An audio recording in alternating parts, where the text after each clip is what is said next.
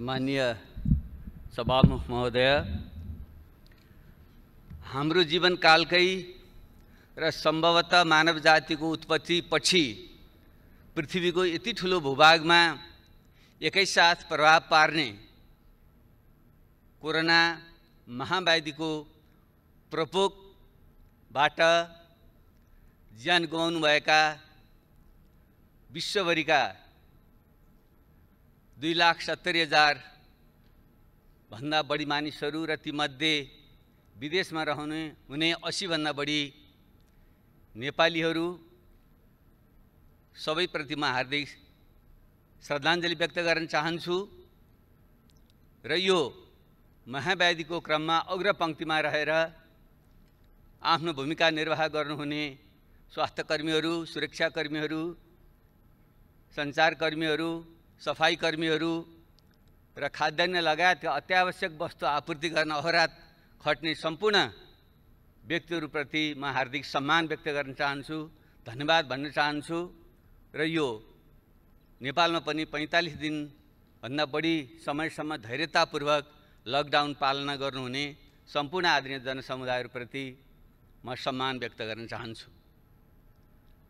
सम्मानीय सभामुख महोदय, यति बेला हामी अत्यन्त संवेदनशील क्षणमा छौँ। मानव जातिको अथवा कुनै पनि प्राणीको निम्ति आफ्नो प्राणभन्दा प्यारो चिज केही पनि हुँदैन। त्यसैले यो महाव्याधिबाट हामीले आफ्नो जीवनको रक्षा कसरी गर्ने भन्ने प्रश्न नै यति बेला सबभन्दा महत्त्वपूर्ण प्रश्न हो। संयोगले भनौँ अथवा वातावरणीय अथवा परिस्थितिजन्य कारणले भन्यौँ, अहिलेसम्म हामीले नेपालमा त्यति धेरै ज्यान गुमाउनु परिरहेको अवस्था छैन। फेरि पनि यो कोरोनाबारे अझै वैज्ञानिक निष्कर्ष ननिस्किसकेको अवस्थामा यो कहिलेसम्म रहन्छ, यसले कति क्षति गर्छ भन्ने कुनै ठोस निष्कर्ष छैन। कतिपय विज्ञहरूका भनाइअनुसार यो केही तल झरे जस्तो हुन्छ र फेरि यो माथि आउँछ र फेरि झर्छ। यो क्रमले चाहिँ झन्डै 1.5-2 वर्ष पनि जान सक्छ भनिँदैछ। र नेपालकै सन्दर्भमा भनियो भने अहिले हामीसँग थोरै मात्रै सङ्क्रमितको सङ्ख्या देखिए पनि परीक्षणको सङ्ख्या हाम्रो अत्यन्त नगण्य छ। जबकि विश्वका थुप्रै देशहरूमा प्रति 10 लाख 30, 40, 50 हजारसम्मको परीक्षण गरिएको छ भने हिजोको तथ्याङ्कसम्म नेपालमा चाहिँ हामीले प्रति 10 लाख जम्मा 534 जनाको PCR विधिबाट परीक्षण गरेका छौँ, किनकि त्यो नै बढी भरपर्दो मानिएको छ। सुदूरपश्चिम प्रदेश जहाँ 1 लाखभन्दा बढी विदेशमा श्रम गरे नेपालीहरू आएको तथ्याङ्क छ, त्यहाँ आज मात्रै समाचार आएको छ त्यो परीक्षण किटको अभावमा त्यही पनि त्यो रोकिएको छ। त्यसैले हामी ढुक्क भएर बस्न सक्ने अवस्था छैन।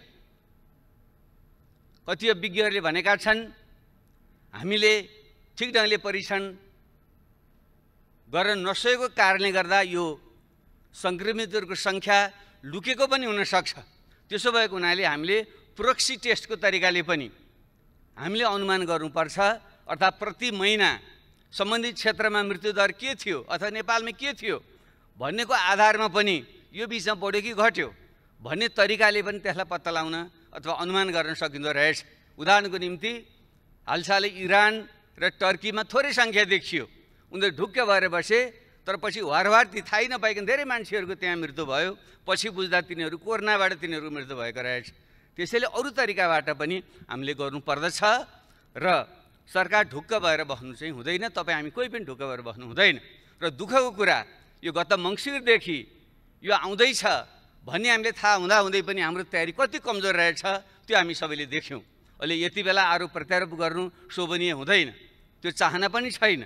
तर यथार्थ तथ्यबारे चाहिँ हामी फेरि अवगत हुनैपर्छ। हामीले आफैले ढाँटेर बस्यौँ भने फेरि ठुलो क्षति हुने खतरा पनि रहन्छ।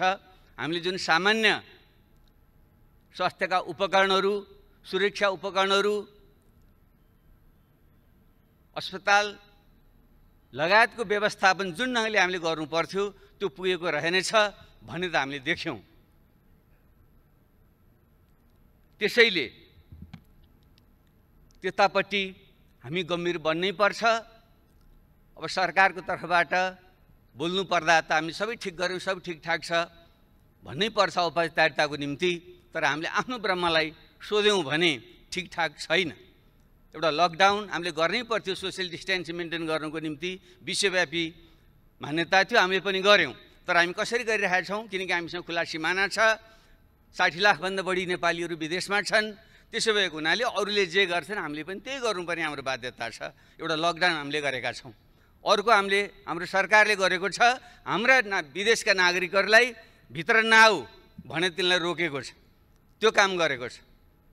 त्योदेखि बाहेक अरू त्यति सन्तोषजनक ढङ्गले चित्त बुझाउने ठाउँ छैन। यसबारे चाहिँ सरकारको ध्यान पुग्नेछ भन्ने म विश्वास दिलाउन चाहन्छु। अब केही धेरै विस्तारमा नगइकन म अलिकति यही विषयमा कहाँ मात्रै ध्यान आकर्षण गर्न चाहन्छु भने एउटा हामी गम्भीर बन्नै पर्ने विषय, हाम्रा जुन विदेशमा श्रम गर्न बाध्यतावश श्रम गर्न गएका नागरिकहरूको ठुलो सङ्ख्या छ, उनीहरूको अत्यन्त विचल्लीको अवस्था छ। म सोसियल मिडियामा पनि सक्रिय हुन्छु। त्यसै गर्दा मलाई रातिसम्म कहिले माल्टाबाट फोन आउँछ, कहिले मध्य अमेरिकाबाट फोन आउँछ, कहिले मलेसियाबाट फोन आउँछ, कहिले भारतको गुजरात र गोवाहरूबाट फोन आउँछ। हामी अल्पत्र पऱ्यौँ। त्यहाँको सरकारले भन्छ तिमीहरू जाऊ, जस्तै गोवाको सरकारले अस्ति मात्रै सूचना जारी गरेर तिमीहरू हिँड यहाँबाट, हामी रेल ल्याउँछौँ, त्यहाँ बसेर तिमीहरूको सिमानासँग पुर्याइदिन्छौँ भनेको छ। तर हाम्रो सरकारले त्यसबारे चाहिँ ठोस निर्णय गर्न सकेको छैन। मैले त्यसलाई सेयर पनि गरेको थिएँ, सरकारले पक्कै पनि थाहा छ यो विषयमा। तर उनीहरू अहिले पनि अल्पत्र परेर बसेका छन्। आज मात्रै एउटा भिडियो भाइरल भएको छ, तपाईँहरू सबैले हेर्नुभएको होला।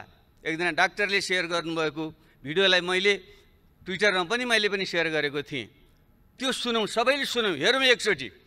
त्यसबाट पनि हाम्रो आत्मा पग्लिएन, आँखाबाट आँसु आएनन् भने हामीले आफैलाई सोध्नुपर्छ, हामी मानव हौँ कि होइनौँ? एउटा नेपालीले हात जोडेर भनिराखेको छ कहाँ जाउँ, म जाने ठाउँ छैन, बस्न जाऊ भनिराखेको छ। उसलाई त्यहाँ हप्काइएको छ, हामीले बोलेर आएको हो, तिमी आफै आऊ, हामीले कसरी पाल्न सक्छौ, जान्छौ जाऊ भनिराखेको छ। ऊ बिचरा हात जोड्यो भने चाहिँ म कहाँ जाने ठाउँै छैन। यस्तो नेपालीहरूको यस्तो अवस्थामा हामीले सब ठिकठाक छ भनेर बस्न मिल्छ? यो यथार्थ हो। यो त्यसैले ती 60 लाखभन्दा बढी विदेशमा रहने नेपालीहरू मध्ये अनुमान गरिँदैछ 1/4 त पक्कै पनि उनीहरू विस्थापित हुन्छन्। किन मध्य पूर्वमा ठुलो त्यहाँ पनि महामारीको समस्या छ, त्यसबाहेकै आर्थिक मन्दी छ, तेलको भाउ गिरेको छ। त्यो कारणले गर्दा रोजगारी गुमेर 15-20 लाख नेपाली यो वर्षभित्र नेपाल फर्कनेवाला छन्। र प्रत्येक वर्ष थपिने 5 लाख नेपाली युवाहरूको बेरोजगारी त्यहाँ थपिँदा तिनको व्यवस्था हामीले ठिक गर्न सकेनौँ भने के हुन्छ? त्यतापट्टि अहिले नै ध्यान दियोस् भन्ने म आग्रह गर्न चाहन्छु। तिमीहरू नआऊ भनेर सुख पाइँदैन। हाम्रो संविधानले भनेको छ कोही पनि नेपालीलाई देश निकाला गरिने छैन। यो त देश निकाला गरे जस्तो, नआऊ भन्नु त्यही हो नि। हाम्रो संविधानको धारा 45 त्यही भन्छ। उताबाट जाऊ भनेको छ, हामी नआऊ भनेका छौँ। त्यो हाम्रो आफ्नै अनागरिक बनाउने हामीले। त्यसले यो विषयमा गम्भीरताबाट ध्यान दियोस् र जो बेरोजगार बनेर हाम्रो युवाहरू यहाँ आउँदैछन् तिनीहरूको व्यवस्था के गर्ने हो भन्ने विषयमा रातो दिन हामी लाग्नुपर्ने आवश्यकता छ। त्यतापट्टि ध्यान दियोस्। र यो बिचमा केही अरू पनि गम्भीर प्रकृतिका कमजोरीहरू भए। जो ज्याला मजदुरी गरेर खाने मान्छेहरू थिए, जो अस्थायी मजदुरी गर्ने मान्छेहरू थिए, तिनीहरूको सङ्ख्या भनिन्छ हाम्रो करिब 72 लाख त्यस्ता श्रमिकहरूमध्ये 60% अस्थायी प्रकृतिका श्रमिकहरू छन्। अर्थात् 40-50 लाख त्यस्ता अस्थायी प्रकृतिका श्रमिकहरू जो गाउँबाट विस्थापित भएर सहर पसे र हामीले कुनै व्यवस्था नगर्दाखेरि उनीहरू रुँदै रुँदै, गर्भवती महिलाहरू कुन बेहाल अवस्थामा रुँदै उनीहरू गाउँ फर्के तपाईँ हामी सबैले देखेका छौँ। अनि के त्यतापट्टि हाम्रो कर्तव्य बन्दैन? सरकारको कर्तव्य बन्दैन? हामीले त्यसबारे के गर्यौँ? तिनीलाई सम्बन्धित ठाउँमै व्यवस्था गर्न सक्नु पर्थ्यो। नसके तिनीहरूलाई स्थानीय तहसँग सम्बन्ध गरेर हामीले व्यवस्थापन गरेर पठाइदिनु पर्थ्यो। हामीले त्यो देखेँ, टुलु हामीले हेरेर बस्यौँ। यहाँ विपन्न नागरिकहरू, अपाङ्गता भएका मानिसहरू, वृद्धहरू, अशक्तहरू, उनीहरूको निम्ति जुन हामीले सुरक्षा भत्ताको सामाजिक सुरक्षाको व्यवस्था गर्नु पर्थ्यो, गर्न सकेका थिएनौँ। तर यही बेलामा यति बेला हामीले गर्न सक्नु पर्थ्यो। कमसेकम हामी स्थानीय तह छ र अहिले स्कुल कलेजहरू बन्द छन्, शिक्षकहरू छुट्टीमा बसेका छन्। कम्ती त्यसलाई मात्रै परिचालन गरेर सबै राजनीतिक दलहरू सर्वदलीय एउटा संयन्त्र बनाएर प्रत्येक टोलमा खटाउने हो भने अहिलेको सञ्चारको युगमा पैदलै हिँडेर जानु पनि पर्दैन, ठाउँमा पुग्नु पनि पर्दैन। हामीले तिनको यथार्थ तथ्याङ्क अभिलेखन गर्न सक्थ्यौँ र तिनीहरूलाई बैङ्क खाता खोलेर बैङ्क मार्फत चाहिँ ती प्रत्येक त्यस्ता विपन्न र अशक्त मानिसहरूको निम्ति घर घरमा चाहिँ हामीले चाहिँ मुद्रा ट्रान्सफर गर्न सक्थ्यौँ, पैसा पठाउन हामीले सक्थ्यौँ। त्यतापट्टि पनि हाम्रो ध्यान गएको छैन र यो समस्या सहजै हल हुनेवाला छैन। अर्कोतिर हामीले देखिरहेका छौँ जुन साना मध्यम व्यवसायहरू हुन्, खास गरी पर्यटन लगायतका क्षेत्रहरू उनीहरू बन्द छन्, श्रमिकहरूले ज्याला पाएका छैनन्। त्यो कसले दिने हो भन्ने विषयमा अलमल छ। उनीहरू हामी दिन सक्दैनौँ भनेका छन् र सरकारले खासै तिमीहरू आफै देऊ भनेको छ। अनि यसको चाहिँ हामीले छिटो व्यवस्था गऱ्यौँ भने के हुन्छ? अरू थुप्रै जुन स्थायी श्रमिकहरू हुन् ती पनि भोकमै मर्नुपर्ने अवस्था छ र ती हाम्रा साना उद्यमहरू जसले 80% देशभित्रको चाहिँ रोजगारी दिन्छन् र निर्यातयोग्य वस्तुहरू तयार गर्छन् ती बन्द भयो भने भएको यतिको अर्थतन्त्र पनि झन् चौपट भएर जाने अवस्था छ। तिनलाई राहतको प्याकेज खालि अमूर्त ढङ्गले भनिएको छ, तर ठोस प्रकारको राहतको प्याकेज जो मौद्रिक र वित्तीय प्रकरणहरूको उपयोग गरेर तिनीहरूलाई पुँजी अनुदान दिने अथवा ब्याज र करहरूको छुट दिने लगायतले जुन व्यवस्था गर्न सक्नु पर्थ्यो, जो श्रमिकहरूको ज्याला हो तिनको चाहिँ सके धनी देशमा त सबै सरकारले तिर्दिएको, जस्तै जर्मनीमा जो फ्याक्ट्रीहरू बन्द भएका छन् ती श्रमिकहरूलाई चाहिँ सरकारले जम्मै ज्याला तिरेको छ। ल हामीले त्यो सक्दैनथ्यौँ भने पनि त्यहाँ उद्यमी व्यवसायीहरूसँग तिमीहरूले 50% तिमीहरू तिर 50% सरकारले दिन्छ भनेर पनि त उनको पेट पाल्नु पर्थ्यो। तपाईँ हामीलाई लाज लाग्नु पर्दैन? हामीले पनि त लकडाउनको बेलामा हामीले सदन हाम्रो बन्द गरेर हामी बस्यौँ, तपाईँ हामीले चाहिँ पुरै तलब भत्ता हामी खाने तर श्रमिकले चाहिँ नपाउने। अनि तपाईँ हामीले आफूलाई चाहिँ कम्युनिस्ट समाजवादी लोकतन्त्रवादी भन्न मिल्छ? त्यसले यस्ता संवेदनशील विषय बाँकी छन्। ध्यान पुगोस्, कृषि प्रधान देश यस्तो सङ्कटको बेलामा सबभन्दा ठुलो विषय भनेको खाद्य सुरक्षा हो। अहिले यसले हामीले सिकाउने सबभन्दा ठुलो पाठ हामी आफ्ना कृषिजन्य वस्तुहरू, दुग्ध पदार्थहरू, फलफुलहरू हामीले उठाउन नसकेर, ल्याउन नसकेर, वितरण गर्न नसकेर त्यो कुहिएर बसेको छ र यता चाहिँ सहर बजारमा चाहिँ भाउ बढेर किनेर खाइसक्नु छैन। यसको व्यवस्था हामीले गर्न सक्दैनथ्यौँ भने यसमा पट्टि पनि हाम्रो ध्यान चाहिँ पुगेको छैन। उत्पादन, सङ्कलन, वितरणको चाहिँ हाम्रो नेटवर्क के रहेछ यो त राम्रैसँग उदाहरण अनि यसबाट पाठ सिकेर युद्ध स्तरमा हामी लाग्नु पर्दैन। त्यतापट्टि हाम्रो ध्यान पुगिरहेको छैन। र शिक्षा झन्डै 64 लाखभन्दा बढी विद्यार्थीहरू अहिले लकडाउनमा बसिरहेका छन्। युवावस्थाको जुन उनीहरू कलिलो उमेर हुन्छ उनीहरूले ठिक ढङ्गले ओरिएन्टेसन गरिएन भने उनीहरूमा मनोरोगहरू आउने बढी गम्भीर खतरा पनि रहन्छ। अलि सम्पन्न हुनेहरूले त डिजिटल प्रविधिको प्रयोग गरेर उनीहरूलाई भुलाएका छन्, पढाएका छन्। त्यो गरिब र मध्यम वर्गका मानिसहरू हुन् जहाँ चाहिँ टेक्नोलोजीको पहुँच छैन, त्यहाँ उनीहरू चाहिँ यदि लामो समय त्यत्तिकै खाली बस्नु पर्दा ती युवती हाम्रा छोराछोरी नानीहरूको चाहिँ अवस्था के होला? त्यसको हामीले के व्यवस्था गर्दैछौँ? अझ उल्टै अन्यथा नमान्नु होला, मैले मिडियामा सुनेको छु हाम्रो शिक्षा मन्त्रीले खुलेको भोलिपल्टै परीक्षा हुन्छ भनेर आतङ्कित जस्तो बनाइराख्नु भएको छ। के परीक्षा लिने बिचरा? उनीहरू आफै मनोरोगले चाहिँ ग्रसित हुने खतरा उनीहरूलाई भइसक्यो। त्यसैले म त सुझाव दिन चाहन्छु कमी SEको जुन परीक्षा छ त्यो लिन आवश्यकतै छैन। अब यसै पनि हाम्रो चाहिँ सेकेन्डरी एजुकेसन माध्यमिक शिक्षा 12 कक्षासम्म भइसकेपछि 10 कक्षाको परीक्षाको पनि खास अर्थ रहँदैन। त्यसैले स्कुलले आखिर फेरि पनि हामीले ग्रेड सिस्टममा गइसकेका छौँ भने उनीहरूलाई चाहिँ अब अहिले नै तिम्रो परीक्षा हुँदैन, आफ्नो स्कुलले जति नम्बर दिन्छ अब त्योभन्दा उच्च पढाइको व्यवस्था गर भनिदिने हो भने कमसेकम त्यो हाम्रा छोराछोरीहरू नाति नातिनाहरू एउटा निष्क्रिय भएर उनीहरू बस्न सक्छन्। यस्ता सामान्य कुरामा पनि ध्यान पुगोस् भन्ने मेरो चाहिँ आग्रह छ।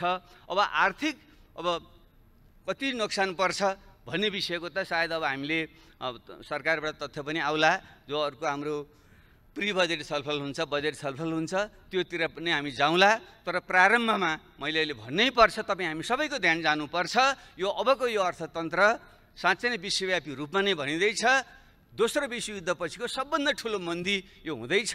बेलायतले त हिजो मात्रै उनीहरूको ब्याङ्क अफ इङ्ल्यान्डले घोषणा गर्यो, जो 300 वर्ष पहिले जति बेलादेखि अभिलेखीकरण, आर्थिक अभिलेखीकरण सुरु भएको थियो त्यति बेलादेखिको सबभन्दा ठुलो सङ्कट बेलायतको अर्थतन्त्रले बेहोर्दैछ उनीहरू भनेका छन्। त्यसै भएको हुनाले हाम्रो जस्तो कमजोर अर्थतन्त्रको अवस्था के होला सहजै अनुमान गर्न सकिन्छ।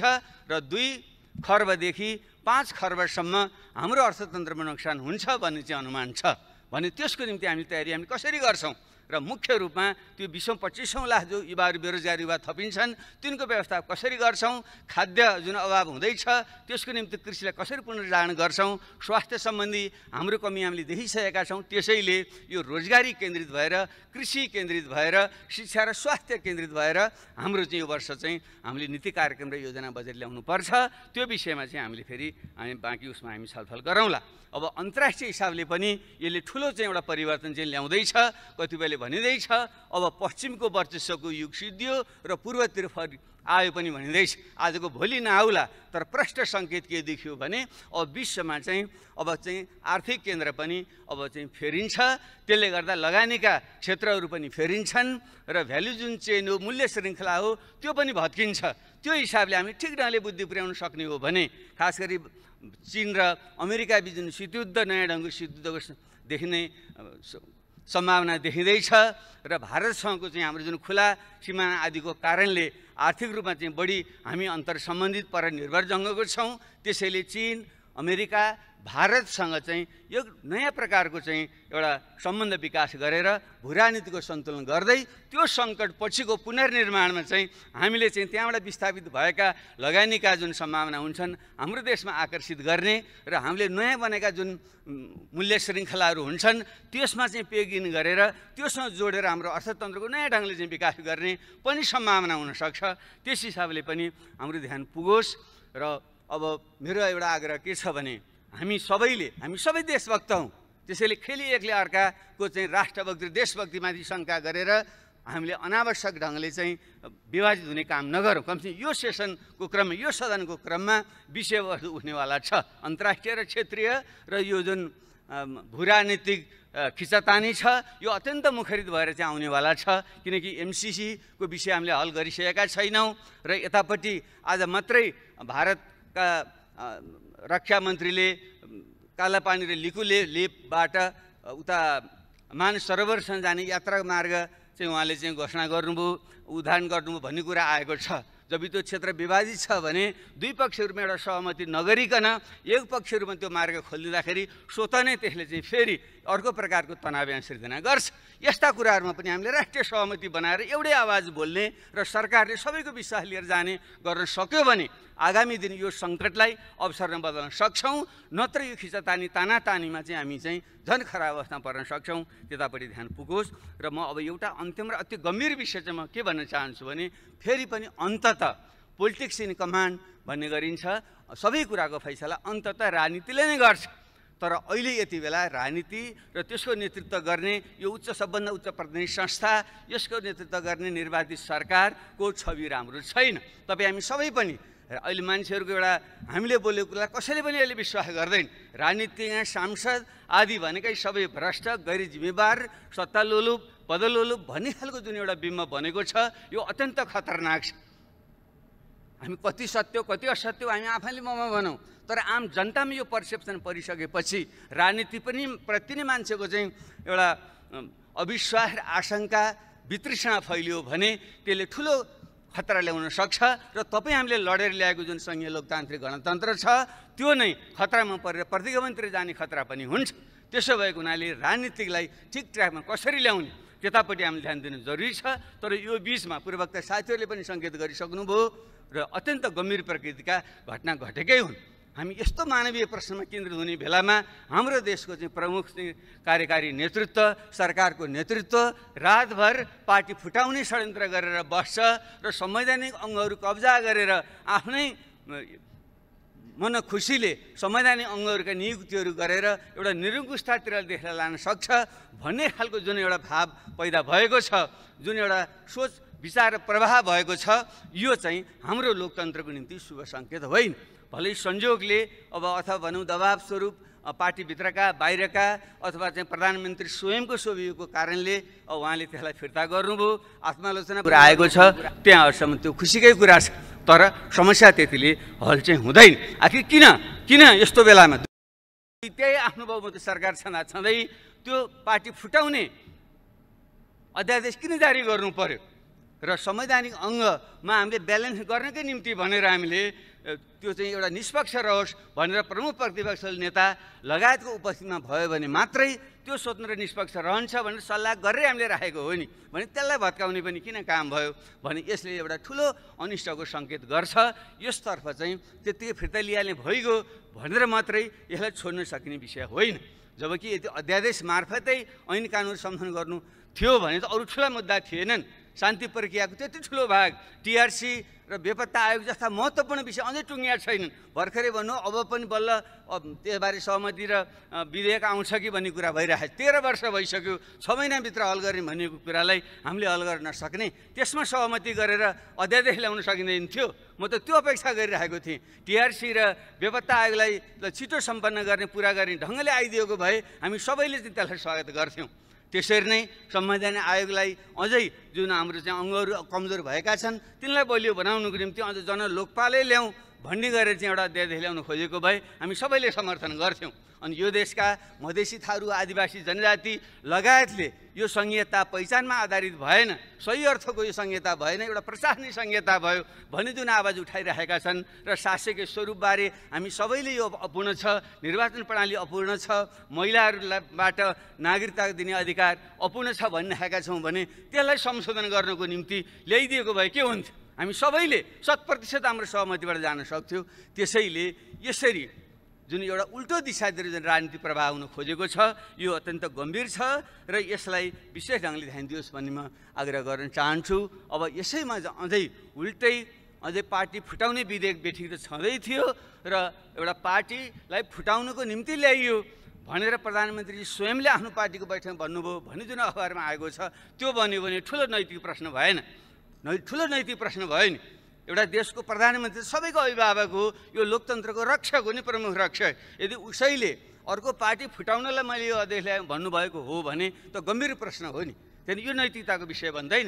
र पछि जो सांसदको कुरा आयो, ल ठिक छ कति स्वेच्छाले आउनुभयो होला, कति आउनु बेलै पाटो, तर एउटा कमन सेन्सले पनि भन्छ नि लकडाउनको बेलामा यहाँदेखि महोत्तरी अथवा त्यहाँ सर्लाही लगायत थुप्रै जिल्लाहरूमा चाहिँ धनुषा लगायतका जिल्लाहरूमा चाहिँ पुगेर सांसदहरूलाई चाहिँ यहाँ ल्याउनु किन पर्यो? रातारात भर्खरै निवृत्त भएका प्रहरीका प्रमुख, सरकारको अत्यन्त निकट मान्नुभएका व्यक्तित्वहरू उहाँ किन जानुभयो होला? न उहाँको कुनै नातागोता छ, न कुनै बिहाबारी छ, न मर्नु पर्नु छ, त्यहाँ किन जानुभयो होला उहाँ? ल राति किन ल्याउनु भयो होला? यो कमन सेन्स कुरा होइन। अब यसैले पनि ढाकछोपरे होइन भन्न मिल्छ। ल हामीले त्यसैले हामीले भन्यौँ यो बदलाको भावनाले भने होइन, तर कानुनी प्रक्रियाबाट यसलाई हल होस्, लोकतन्त्र रक्षा होस्, विधिको शासन होस् भनेर हामी म आफै स्वयं पूर्व प्रधानमन्त्री धेरै साथीले पनि तपाईँ किन यस्तो हल्का भएको, किन गएको त्यो प्रहरीमा मुद्दा लिनु भनिरहनु भएको साथीहरूले, किन म सुरक्षाको निम्तिमा गइरहेको थिएँ, साथीहरू डराइरहनु भएको थियो। ल त्यसरी म त जेसुकै भए पनि अहिले मूर्ख पनि ठान्नुहोस्, हिजो अहिले जनयुद्ध गरेर आएको हुनाले त्यो अलिकति पनि परेर होला, मरिन्छ जाउँ भनेर म गएकै। तर त्यहाँ त्यो त कुनै पनि ढङ्गले एउटा जाहेरी पनि नलिने भन्ने हुन्छ। पूर्व प्रधानमन्त्री, पूर्व प्रधानमन्त्री र 1 दर्जन मन्त्री र सांसदहरू भएर जाँदाखेरि पनि प्रहरीले जाहेरी लिँदैन। किन लिनुहुन्न भन्दा लिन्न मात्रै भन्नुहुन्छ बिचरा, उहाँ आतङ्कित हुनुहुन्छ। किन लिनुहुन्न भने म लिन्न, किन लिनु 3 चोटिसम्म म लिन्न भन्नुहुन्छ उहाँले। अनि के गर्नु पर्यो त भने त्यो त ऐनमै लेखाएको छ नि, त्यहाँ यसपछि हामीले नलिएपछि कहाँ जानुपर्ने त्यहीँ जानुहोस् अरे भने यसरी चाहिँ आतङ्कित बनाएर संस्थाहरू सबै भत्काएर अनि देश बन्छ, लोकतन्त्र बलियो बन्छ। अब योभन्दा अझ गम्भीर कुरा के भयो भने अनि त्यसपछि के गर्ने? उल्टै हामीमाथि नै जो पीडित छ तिनीमाथि नै मुद्दा लगाइदिने र अनि विभिन्न ढङ्गले परोक्ष प्रत्यक्ष ढङ्गले पहल गर्ने। अब फच्चे गरौँ, तपाईँले फिर्ता लिनुहोस्, म पनि तपाईँ विरुद्ध फिर्ता लिन्छु। यही हो लोकतन्त्र।